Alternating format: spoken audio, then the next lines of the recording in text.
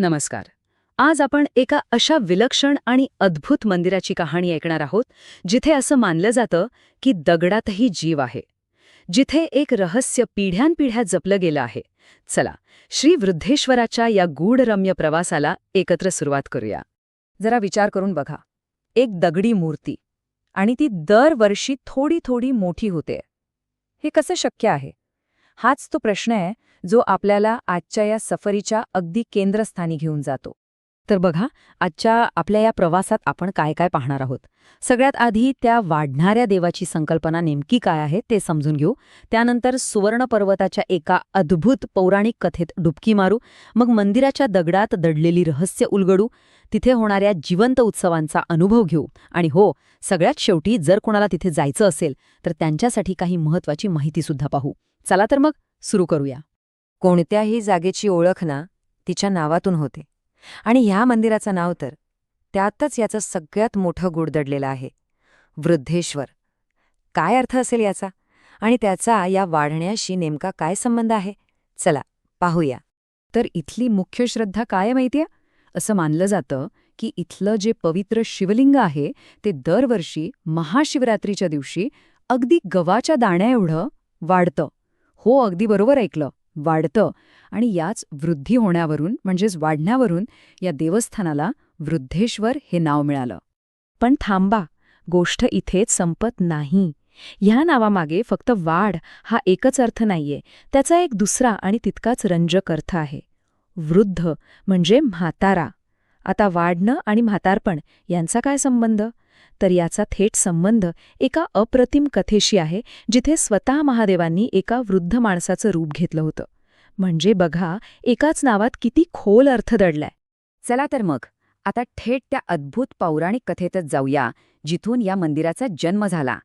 ही गोष्ट आहे देव आणि गुरु यांच्यातल्या एका विलक्षण नात्याची. ही गोष्ट सुरू होते गोरखनाथांपासून. नाथ परंपरेतले एक महान सिद्धपुरुष. त्यांच्या मंत्रशक्तीचं सामर्थ्य इतकं प्रचंड होतं की असं म्हणतात, त्यांनी एका मंत्राने अख्खाच्या अख्खा गर्भगिरी पर्वत सोन्याचा करून टाकला. पण त्यांचे गुरु मच्छिंद्रनाथ हे त्याहूनही मोठे होते. त्यांना माहीत होतं की सोन्याचा मोह काय असतो. आणि आसक्तीचा धडा शिकवण्यासाठी त्यांनी काय केलं माहितीये? ते सगळं सोनं त्यांनी संपत्तीचा देव कुबेर याला देऊन टाकलं. आणि त्या बदल्यात तिथे 33 कोटी देवांना महाभोजनासाठी बोलावलं. आणि त्या भव्य पंगतीत जिथे 33 कोटी देव जेवायला बसले होते, तिथे एक चमत्कार घडला.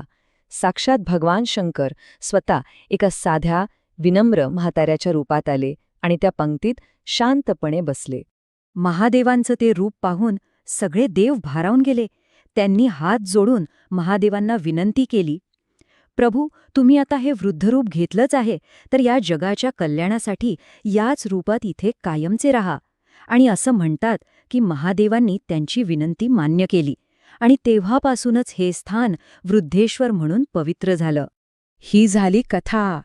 पण ह्या कथेचा आत्मा आजही तिथल्या प्रत्येक दगडामध्ये जिवंत आहे. चला, आता या मंदिराची रचना कशी आहे, तिचं स्थापत्यशास्त्र काय सांगतं ते पाहूया. जेव्हा आपण वृद्धेश्वरला जातो तेव्हा आपण फक्त एका मंदिरात जात नाही. तो एक संपूर्ण आध्यात्मिक परिसर आहे. तिथे मुख्य मंदिर तर आहेच, पण सोबतच एक अखंड पेटणारी धुनी आहे, मारुती आणि कपिल मुनींची छोटी मंदिरं आहेत, काशी विश्वेश्वराचं मंदिर आहे आणि एक पवित्र विहीरसुद्धा आहे, जिला ज्ञानवापी म्हणतात. आता इथल्या शिवलिंगाबद्दलची सगळ्यात महत्त्वाची गोष्ट, ते स्वयंभू आहे. स्वयंभू म्हणजे काय?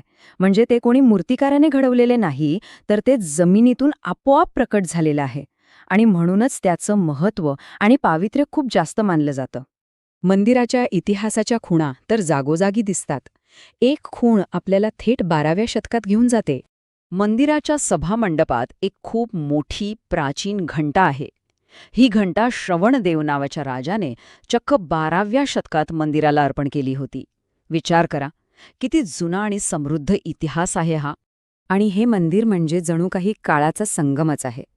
मंदिराचा जो मूळ गाभारा आहे, जिथे शिवलिंग आहे, तो अतिशय प्राचीन आणि स्वयंभू आहे. पण नंतरच्या काळात जेव्हा मंदिराचा जीर्णोद्धार झाला, तेव्हा आजूबाजूच्या जुन्या पडलेल्या वाड्यांचे कोरीव दगड वापरून बांधकाम केलं गेलं. म्हणजे इथे प्राचीन आत्मा आणि आधुनिक शरीर यांचा एक सुंदर मिलाप पाहायला मिळतो.